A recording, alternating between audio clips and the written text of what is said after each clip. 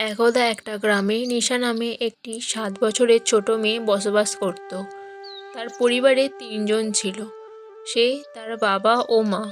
নিশার বাবা মাঠে কাজ করত, আর মা গৃহিণী। এই নিয়ে তাদের ভরা সংসার। নিশা প্রতিদিন স্কুলে যেত। স্কুল থেকে বাসায় এসে তার মায়ের কাছে অনেক বায়না করত। মাও আনন্দের সাথে তার আবদার পূরণ করত। এমনভাবেই একদিন স্কুল থেকে ফিরে এসে মা, ও মা, কোথায় তুমি? কিরে নিশা, তুই এলি না কিরে? হ্যাঁ মা, আমি এসেছি। জানো, স্কুলে একটা বন্ধু আজকে চাউমিন নিয়ে গিয়েছিল। মা, আমিও চাউমিন খাবো। আরে আমার মা রে, দাঁড়া, আমি এক্ষুনি করে দিচ্ছি। বলে মা চাউমিন বানাতে চলে গেল। এমনভাবেই খুশি খুশি দিন কাটছিল তাদের।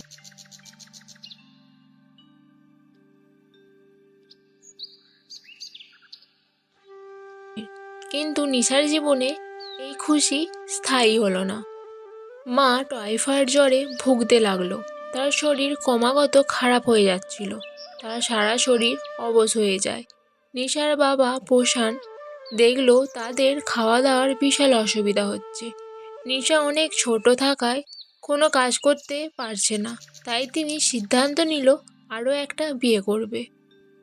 কিছুদিন পর নিশার বাবা প্রশান অন্য গ্রামের একটা মেয়েকে বিয়ে করে নিয়ে আসে। নিশার সৎমা নিশা ও তার মাকে দেখতে পারত না। নিশার বাবা যখন বাড়িতে থাকতো ততক্ষণ নিশার সাথে ভালো ব্যবহার করত, কিন্তু তিনি বাড়ি থেকে যাওয়ার পর সৎমা রিয়া তাকে অনেক খারাপ ব্যবহার করত। একদিন এই নিশা, নিশা, কোথায় তুই? আমার মায়ের অনেক শরীর খারাপ, মায়ের কাছে আমি। আহা মরণ, ঢং দেখলে বাঁচি না। যা, ঘরের কাজগুলো কর গিয়ে। থালা বাসন ধুতে যা, উঠান ঝাড় দে। আমি এত কাজ কি করে করব ছোট মা? তোমার কি একটুও মা হয় না আমার উপরে?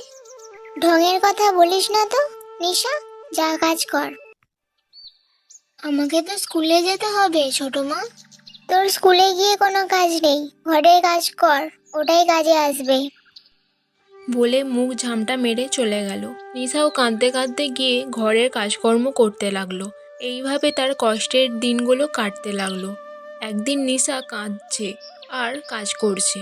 ওই মুহূর্তে নিশার বাবা এসে দেখে মেয়ে কাঁদছে। এরপর নিশামা, তুই কাঁদছিস কেন? কি হয়েছে তোর? বাবা, তুমি যখন বাড়িতে থাকো না, ছোট মা আমাকে অনেক মারে। আমাকে দিয়ে বাড়ির সব কাজ করায় বাবা। আমাকে অনেক বকে। আমি আর সহ্য করতে পারছি না। সুমনার এত বড় সাহস আমার এইটুকু মেয়েকে দিয়ে কাজ করায়? এই সুমনা, সুমনা! কি হয়েছে গো, বাড়িতে ডাকাত পড়লো নাকি? এত চিৎকার করছো কেন? আমার মেয়েকে দিয়ে এত কাজ করাচ্ছ কেন তুমি? ওর কি এখন কাজ করার বয়স হয়েছে নাকি? ও, তার মানে বিচার দেওয়া হয়ে গেছে? তো কাজ করাবো না তো আর কি করব? এত কাজ আমি একা করব নাকি?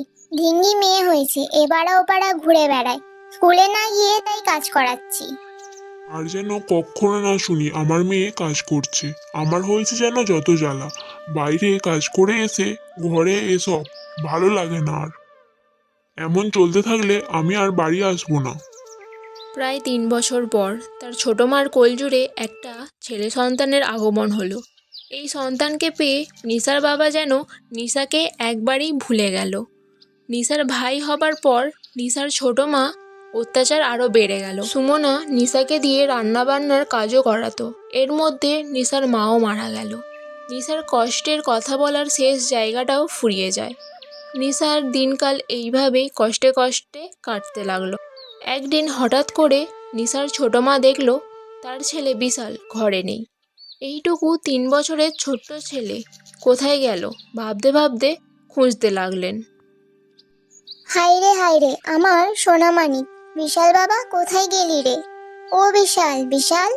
বিশালকে খুঁজে না পেয়ে প্রশান, সুমনা, নিশা সবাই উদ্বিগ্ন। সুমনা বিশালকে খুঁজে না পেয়ে নিশাকে অনেক গালমন্দ করতে লাগলো।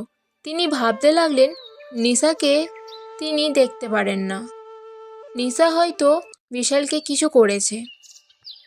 নিশা বিশালকে খুঁজতে খুঁজতে এক গা থেকে অন্য গায়ে চলে গেল।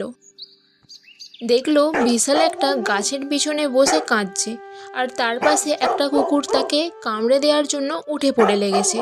নিশা তাকে কষ্ট করে নিজের জীবন বাজি রেখে তার ভাইকে ওইখান থেকে নিয়ে আসে।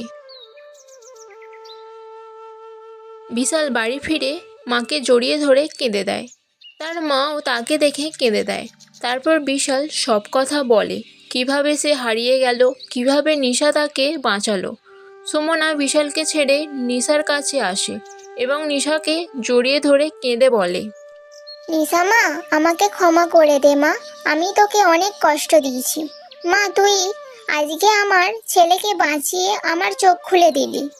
এমন কথা কেন বলছো ছোট মা? বিশাল তো আমারও ভাই, আমি কিভাবে ওকে কিছু করি বলো? আমার ভুল হয়ে গেছে, আমি অনেক ভুল করেছি, আমাকে ভুলের একটা প্রায়শ্চিত্ত করতে দে। কি করবে তুমি ছোট মা? আজ থেকে তুই আর কোনো কাজ করবি না, তুইও স্কুলে যাবি, পড়বি। আজ থেকে আমার দুটো ছেলে মেয়ে, এই হবে আমার ভরা সংসার। এরপর থেকে সুমনা নিশা ও বিশালকে একই চোখে দেখতে থাকে, দুজনকেই ভালোবাসে। এইভাবে নিশার বাকি জীবন হাসি আনন্দে কেটে যায়।